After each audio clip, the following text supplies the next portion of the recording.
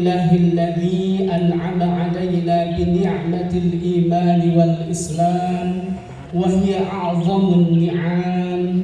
أشهد أن لا إله إلا الله وحده لا شريك له الملك المنان، وأشهد أن سيدنا محمدا عبده ورسوله سيد الأنام. اللهم صل وسلم على سيدنا محمد وعلى آله وصحبه ومن تبعهم بإحسان إلى يوم الدين. أما بعد، فيا عباد الله، أوصيكم ونفسي بتقوى الله وطاعته لعلكم تفلحون. وقال الله تعالى في آياته الكريم وهو أصدق القائلين: أعوذ بالله من الشيطان الرجيم، بسم الله الرحمن الرحيم. يا أيها الذين آمنوا اتقوا الله حق تقاته ولا تموتن إلا وأنتم مسلمون. صدق الله العظيم. Hadirin wal hadirat jamaah salat Idul Fitri rahimakumullah. Di pagi hari yang penuh berkah ini, di balik hati yang cerah ceria, kita kembali mengumandangkan takbir berulang-ulang sebagai pernyataan yang tulus ikhlas akan kebesaran dan keagungan Allah Subhanahu wa taala, sekaligus sebagai pengakuan bahwa kita adalah hamba yang teramat kecil, sangat lemah dan penuh keterbatasan. Kita memuja dan memuji Allah sebagai wujud rasa syukur atas segala limpahan nikmat dan rahmatnya yang tak terhingga. Alhamdulillah, kita kembali merasakan kegembiraan dan kebahagiaan dalam suasana Idul Fitri pada hari ini. Bukan untuk berpesta pora atau berhura-hura, akan tetapi untuk melakukan introspeksi dan mengambil pelajaran dari Ramadan yang telah kita lalui. Hadirin wal hadirat rahimakumullah, Ramadan telah pergi meninggalkan kita.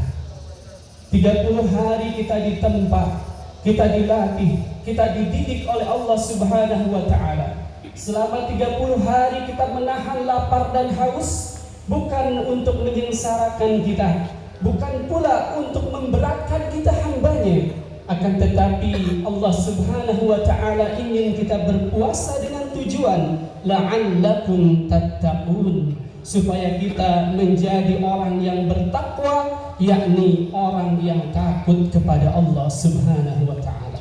Allahu akbar, Allahu akbar, Allahu akbar, walillahil hamd. Kepergian Ramadan tentu bukanlah tanpa kesan. Setidaknya melalui mimbar yang mulia ini dan pada hari yang mulia ini, khatib akan menyampaikan 3 pesan dari Ramadan setelah kepergiannya. Yang pertama, Ramadan berpesan kepada kita bahwa setelah sepeninggalnya Ramadan ini, hendaknya kita menjadi manusia yang takut kepada Allah Subhanahu wa ta'ala. Karena tujuan dari puasa adalah agar kita menjadi manusia yang bertakwa, yakni manusia yang takut kepada Allah Subhanahu wa ta'ala. Hadirin wal hadirat rahimakumullah, mungkin 1 pekan ke depan kita sudah kembali bekerja, kita akan kembali masuk kantor. Namun apakah Ramadan ini hanya tinggal Ramadan, tidak berkesan sama sekali bagi kita? Akankah kita kembali mengambil yang bukan hak kita? Akankah kita kembali memakan yang bukan hak kita? Akankah kita kembali memakan makanan yang haram? Maka bagi orang yang puasanya berhasil setelah Ramadan ini, dia akan semakin takut kepada Allah Subhanahu wa ta'ala. Hadirin wal hadirat rahimakumullah, hendaklah kita takut kepada Allah Subhanahu wa ta'ala.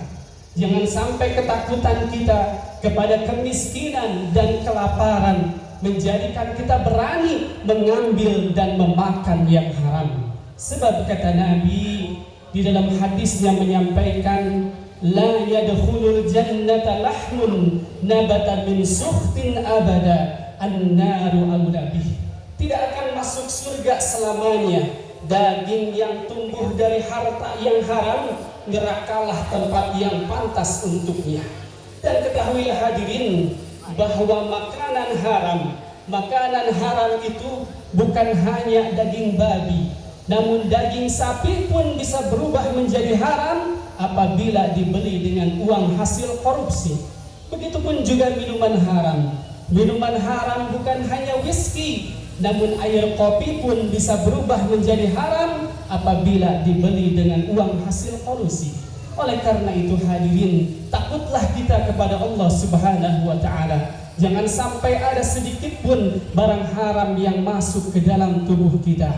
Karena orang yang suka memakan makanan yang haram, doanya ditolak oleh Allah Subhanahu wa ta'ala. Setiap hari kita berdoa, bahkan di dalam sujud kita meminta kepada Allah anak yang saleh. Rabbi habli minas salihin. Ya Allah, anugerahkanlah kepadaku anak yang saleh. Tapi doa kita ditolak oleh Allah Subhanahu wa ta'ala. Berdoa lagi kita kepada Allah, Rabbana hab lana min azwajina wa dzurriyyatina qurrata a'yunin waj'alna lil muttaqina imama. Meminta kita kepada Allah anak, keturunan dan pasangan yang sejuk dipandang mata. Tapi lagi-lagi doa kita ditolak oleh Allah Subhanahu wa ta'ala. Kenapa demikian? Wa ma ta'amuhu haram. Karena makananmu haram, wa yashrabal haram, minumanmu haram, sehingga walaupun berlinang air mata darah engkau berdoa di depan Ka'bah, kata malaikat la labbaik wa la sa'daik, tidak ada engkau diterima oleh Allah Subhanahu wa ta'ala, tidak ada kebahagiaan untukmu dan tidak mendapatkan haji mabrur karena yang kau konsumsi, yang kau makan adalah dari harta yang haram. Na'udzubillah min dzalik.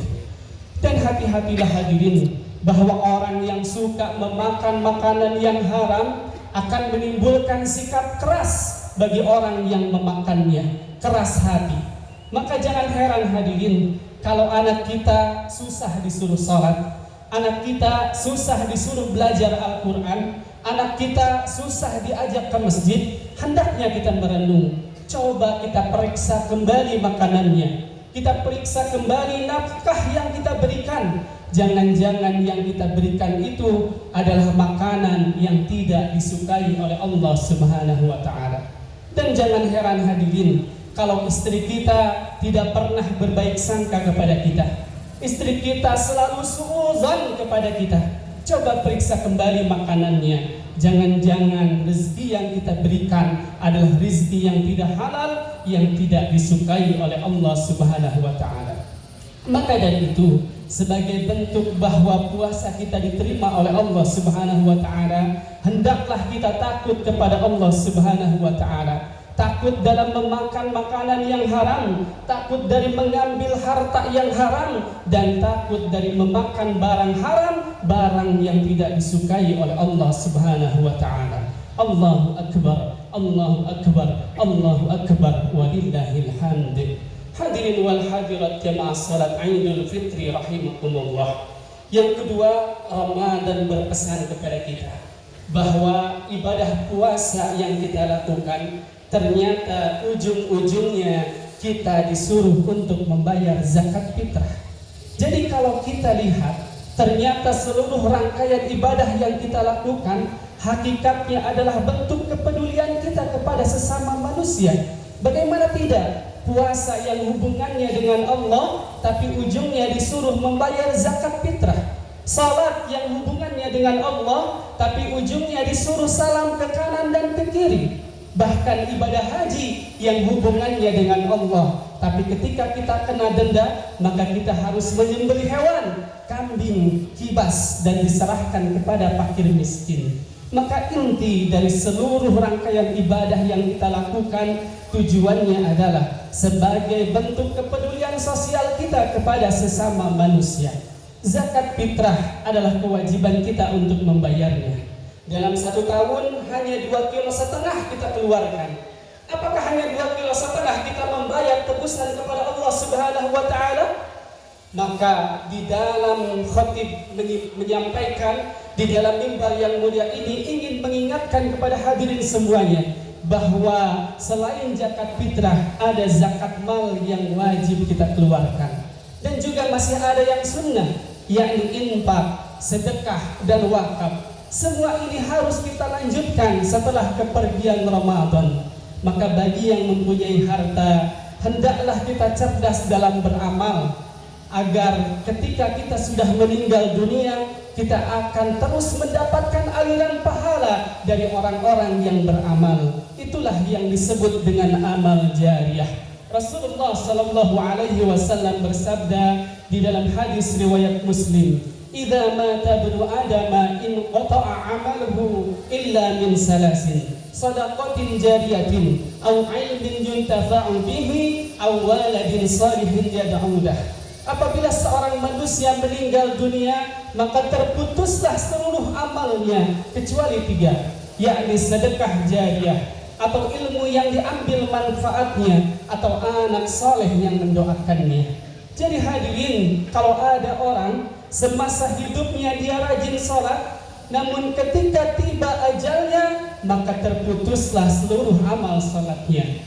Begitupun juga orang yang semasa hidupnya rajin berpuasa, namun ketika datang ajalnya maka terputuslah seluruh amal puasanya. Tapi ada satu amalan yang walaupun kita sudah mati, maka pahalanya akan terus mengalir kepada kita. Dialah amal jariyah, membangun masjid, pondok pesantren, pondok tahfiz Al-Quran, madrasah, menolong fakir miskin dan du'afa, serta menyantuni anak yatim piatu. Maka ketika kita mati nanti, pahala yang sama akan kita dapatkan dari mereka. Sebagai contoh, coba kita lihat Masjid Al-Muhajirin ini. Berapa banyak kening yang sujud di masjid ini? Berapa banyak orang yang tadarus Al-Quran di masjid ini? Berapa banyak orang yang beriktikaf di masjid ini? Maka bagi orang yang belum berinfak, berinfaklah untuk kemakmuran masjid Allah, berwakaflah untuk pembangunan masjid Allah. Maka kelak kita akan mendapatkan pahala yang sama dari orang-orang yang beribadah di masjid tersebut. Oleh karena itu hadirin, hendaklah kita cerdas dalam beramal. Jangan sampai amal ini hanya terputus pada diri kita saja, tapi bagaimana caranya agar amal ini bisa terus mengalir walaupun kita sudah meninggal dunia. Allahu Akbar, Allahu Akbar, Allahu Akbar, walillahil hamd. Jemaah salat Idul Fitri rahimakumullah, kita patut bersyukur kepada Allah Subhanahu wa taala, karena saat ini Allah Subhanahu wa taala masih memberikan kita nikmat terbesarnya. Lalu apakah nikmat terbesar dari Allah pada saat ini? Ternyata nikmat terbesar kita pada saat ini bukanlah kaya. Karena berapa banyak orang yang kaya tapi hartanya tidak bisa menolongnya di hadapan Allah Subhanahu wa taala. Nikmat terbesar kita pada saat ini bukan pangkat jabatan yang tinggi, karena berapa banyak orang yang pangkat jabatannya tinggi justru menjerumuskannya ke dalam neraka Allah Subhanahu wa taala. Nikmat terbesar kita pada saat ini adalah ketika kita diberikan Allah harta. Ketika Allah memberikan kita pangkat dan jabatan, maka harta kita, pangkat dan jabatan kita bisa kita pergunakan untuk menolong agama Allah Subhanahu wa taala, karena itulah yang akan kekal abadi. Allahu Akbar, Allahu Akbar, Allahu Akbar, walillahil hamd. Kalau orang beranggapan bahwa dengan harta dia akan menjadi mulia, maka seharusnya korunlah yang lebih mulia pada hari ini.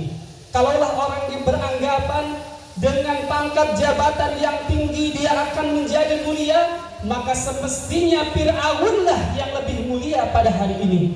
Justru kemuliaan kita adalah ketika kita punya harta, punya pangkat dan jabatan, kita bisa gunakan semua itu untuk menolong agama Allah Subhanahu wa taala. Karena inilah yang akan menolong kita di hadapan Allah Subhanahu wa taala kelak. Sebagaimana sabda Rasulullah sallallahu alaihi wasallam, "Ma akalta fa afnaita." Apa yang pernah kau makan akan busuk. "Ma labista fa ablaita." Apa yang kau pakai akan rusak dan lapuk. "Ma tasaddaqta fa'abaqaita, tapi apa yang pernah engkau sedekahkan itulah yang akan kekal abadi, yang akan menemanimu sampai ke alam kubur, bahkan sampai ke akhirat. Oleh karena itu hadirin, selagi kita masih diberikan kesempatan oleh Allah Subhanahu wa taala dan masih diberikan nikmat berupa harta, maka hendaknya kita gunakan harta kita dengan sebaik-baiknya. Mari kita beramal dengan harta kita sebanyak-banyaknya dengan cara berinfak, berzakat, bersedekah dan berwakaf di jalan Allah Subhanahu wa taala. Karena itulah yang akan menjadi bekal kita dan itulah yang akan menolong kita kelak di hadapan Allah Subhanahu wa taala. Allahu akbar, Allahu akbar, Allahu akbar, walillahil hamd.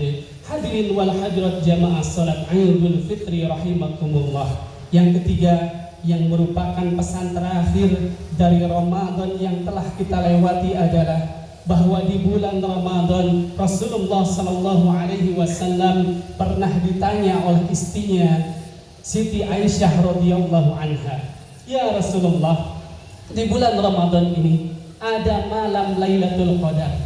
Jika aku menemukan malam Lailatul Qadar itu, doa apa yang harus aku baca ya Rasulullah?" Maka Rasulullah sallallahu alaihi wasallam pun bersabda, "Allahumma innaka afuwun tuhibbul afwa fa'fu anni." Allahumma innaka afuwun, wahai Allah yang maha pemaaf. Tuhibbul afwa, engkau maha mencintai orang yang meminta maaf. Fa'fu anni, maka maafkanlah aku ya Allah. Kita diperintah untuk meminta maaf kepada Allah Subhanahu wa taala atas segala kesalahan kita.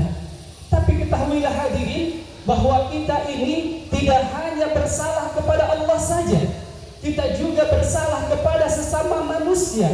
Maka dari itu, setelah kita meminta maaf kepada Allah, Ramadan berpesan kepada kita, jangan lupa kita juga harus meminta maaf kepada sesama manusia.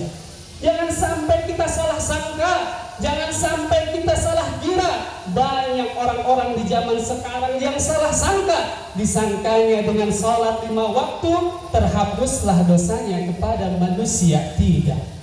Disangkanya dengan puasa 30 hari di bulan Ramadan terhapuslah dosanya kepada manusia.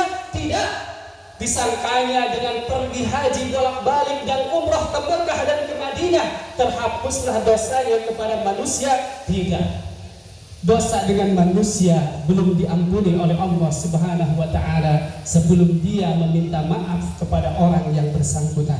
Oleh karena itu hadirin, pada hari yang mulia ini jangan kita remehkan dosa kepada sesama manusia, karena nanti di akhirat banyak orang yang celaka tidak masuk ke dalam surga Allah Subhanahu wa taala gara-gara masih mempunyai salah kepada sesama manusia yang belum diselesaikannya.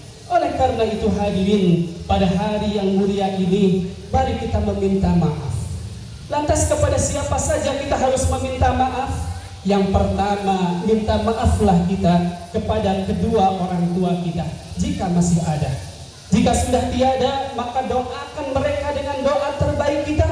Paling tidak di setiap akhir sujud kita, di dalam salat kita, kita doakan mereka. Allahumma gfirli wa liwalidayya warhamhuma kama rabbayani shaghira. Ya Allah, ampunilah dosaku dan dosa kedua orang tuaku. Sayangilah mereka sebagaimana mereka menyayangiku di waktu kecil. Allahu akbar, Allahu akbar, walillahil hamd. Kita dilahirkan oleh ibu kita bersimpah darah meregang nyawa. Tapi setelah kita jadi orang, berpangkat, bertitel, berkedudukan, berharta, kadang kita sering sinis memandang wajah kedua orang tua kita. Apalah artinya harta yang kita berikan kepada mereka, tapi akhlak kita kurang ajar kepada mereka. Apalah artinya uang 100 juta kita berikan, tapi uang itu kita lemparkan kepada mereka. Tidak ada yang lebih diinginkan oleh orang tua kita kecuali bakti kita kepada mereka, akhlak mulia kita kepada mereka. Hadirin wal hadirat rahimakumullah. Jangan sampai terjadi kepada kita seperti apa yang disabdakan oleh Rasulullah sallallahu alaihi wasallam. Celakalah bagi orang yang apabila dia mendapati kedua atau salah satu orang tuanya masih hidup, tapi keberadaan orang tuanya itu tidak bisa membuatnya masuk ke dalam surga Allah Subhanahu wa taala. Artinya dia tidak pernah berbakti alias dia durhaka kepada ibu dan bapaknya. Oleh karena itu hadirin, pada hari yang mulia ini mari kita datangi kedua orang tua kita. Kita meminta maaf kepada orang tua kita atas segala kesalahan kita, terutama kepada ibu kita. Sebab kata Nabi, al-jannatu tahta aqdamil ummahat, bahwa surga itu terletak di bawah telapak kaki ibu. Hadis ini ingin memberitahu kepada kita bahwa surga itu sangat dekat dengan kita, yakni orang tua kita, ibu kita, juga ayah kita. Bahkan hadirin ketahuilah bahwa ridha Allah Subhanahu wa taala itu bergantung kepada ridha kedua orang tua kita, dan murka Allah Subhanahu wa taala itu bergantung pada murka kedua orang tua kita, sebagaimana sabda Rasulullah sallallahu alaihi wasallam, ridallahu fi ridal walidaini wa suhtullahi fi suhtil walidaini. Ridha Allah ada pada ridha kedua orang tua, dan murka Allah ada pada murka kedua orang tua. Oleh karena itu hadirin, mari kita raih keridhaan Allah Subhanahu wa taala dengan senantiasa berbakti kepada kedua orang tua kita, berakhlak mulia kepada orang tua kita, dan senantiasa membahagiakan kedua orang tua kita sampai akhir hayatnya. Allahu akbar, Allahu akbar, walillahil hamd. Yang kedua, hendaklah kita meminta maaf kepada pasangan hidup kita, kepada saudara-saudara kita, teman-teman kita, dan tetangga-tetangga kita.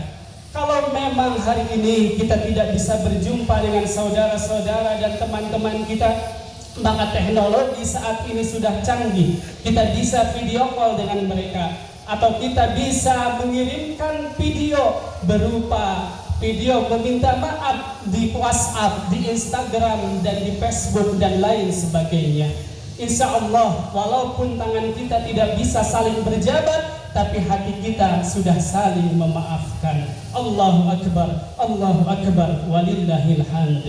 Itulah 3 pesan dari Ramadan setelah kepergiannya. Mudah-mudahan Ramadan tahun ini benar-benar berkesan bagi kita, dan mudah-mudahan Allah Subhanahu wa taala memberikan kita panjang umur agar kita bisa berjumpa kembali dengan Ramadan tahun depan. Amin ya rabbal alamin. Barakallahu li wa lakum fil Qur'anil azim, wa nafa'ani wa iyyakum bima fihi minal ayati wa dzikril hakim, wa taqabbala minni wa minkum tilawatahu innahu huwas samiul alim. Wa qur rabbighfir warham wa anta khairur rahimin.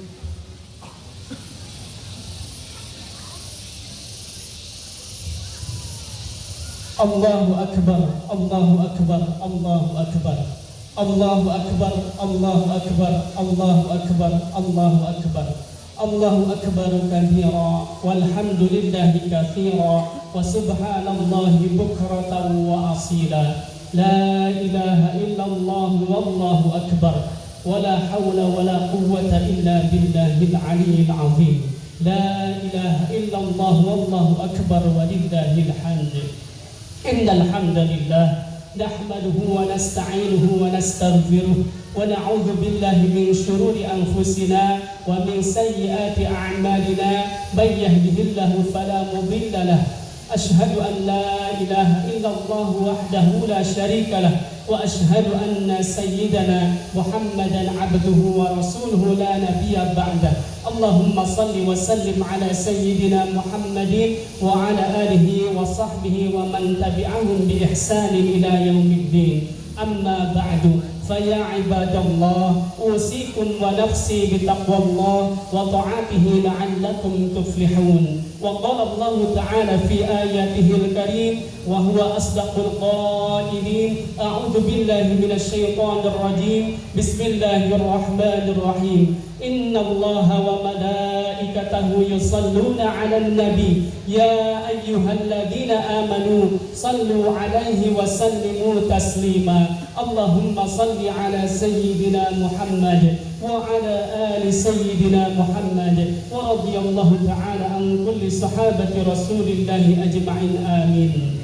Ya Allah, dengan segala kerendahan hati di keagungan hari raya Idul Fitri ini, kami semua menengadah kepadamu ya Allah. Ya Allah, ampunilah semua dosa dan kesalahan kami. Ampuni walau sedista dan sehina apapun masa lalu kami. Ya Allah, Engkau maha mengetahui dosa yang terang-terangan dan sembunyi-sembunyi kami lakukan ya Allah. Oleh karena itu ya Allah, ampunilah segala dosa dan kesalahan kami, baik dosa yang besar ataupun kecil, dosa yang telah lalu ataupun yang akan datang, dosa yang disengaja ataupun yang tidak disengaja kami lakukan ya Allah. Ya Allah, kami pun menyadari bahwa kami ini tidak hanya bersalah kepadamu ya Allah, tapi kami juga bersalah kepada sesama manusia ya Allah. Maka dari itu ya Allah, bukakanlah pintu maaf dari hati orang-orang yang pernah kami sakiti ya Allah, agar mereka mudah dalam memaafkan kesalahan kami ya Allah. Begitupun juga dengan kami ya Allah, bukakanlah hati kami agar kami mudah dalam memaafkan orang-orang yang telah menyakiti kami. Ya Allah, ampuni juga dosa kedua orang tua kami. Berapa banyak mereka sering menahan kantuk di tengah malam karena kami sakit ya Allah. Berapa kali mereka tidak nyenyak tidurnya ya Allah karena tangis kami. Berapa kali hampir disuapnya makanan tidak jadi karena tangis kami ya Allah. Begitu banyak jasa kedua orang tua kami yang tidak bisa kami untuk membalasnya ya Allah. Oleh karena itu ya Allah, ampunilah segala dosa dan kesalahan kedua orang tua kami, dan panjangkanlah umur kedua orang tua kami dalam ketaatan beribadah kepadamu dan dalam sehat walafiat ya Allah. Ya Allah, mudahkanlah kami untuk berbakti kepada kedua orang tua kami. Ya Allah, jika ada di antara kami yang kedua orang tuanya sudah wafat ya Allah, maka tempatkanlah kedua orang tuanya di tempat yang mulia di sisimu ya Allah, dan jadikanlah kedua orang tuanya ahli surgamu ya Allah. Ya Allah ya Razzaq, anugerahkanlah kepada kami rezeki yang halal, lapang dan barakah ya Allah, dan mudahkanlah kami untuk berinfak, bersedekah, berzakat dan berwakaf di jalan-Mu ya Allah, dan jadikanlah kami bagian dari orang-orang yang bersemangat di dalam menolong agama-Mu ya Allah. Ya Allah ya Rahman, panjangkanlah umur kami dalam sehat walafiat ya Allah, dan mudahkanlah kami untuk senantiasa beribadah dengan baik kepadamu ya Allah, dan pertemukanlah kami dengan Ramadan yang akan datang. Ya Allah ya Rahim, jika ajal kami nanti datang, izinkanlah akhir hayat kami dengan husnul khatimah. Izinkanlah akhir hayat kami bisa mengucapkan kalimat la ilaha illallah Muhammadur Rasulullah. Dan izinkanlah akhir hayat kami tidak ada hutang ya Allah. Jangan Engkau izinkan kami mati membawa hutang ya Allah. Ya Allah, ketika kami nanti sudah menjadi jenazah, izinkanlah orang-orang yang mengurus jenazah kami, yang memandikan kami, yang mengkafani kami, yang menyolatkan kami dan menguburkan kami adalah anak keturunan kami yang saleh dan orang-orang yang ikhlas ya Allah. Dan izinkanlah ya Allah kami dimakamkan di pemakaman orang-orang yang beriman yang Engkau cintai ya Allah. Rabbana atina fid dunya hasanah wa fil akhirati hasanah wa qina adzabannar. Istajib du'aana ya Allah, istajib du'aana ya Allah, istajib du'aana ya Allah. Kabulkanlah doa kami ya Allah, kabulkanlah doa kami ya Allah, kabulkanlah doa kami ya Allah. Subhan rabbika rabbil izzati amma yasifun, wa salamun alal mursalin, walhamdulillahi rabbil alamin. Wassalamu alaikum warahmatullahi wabarakatuh.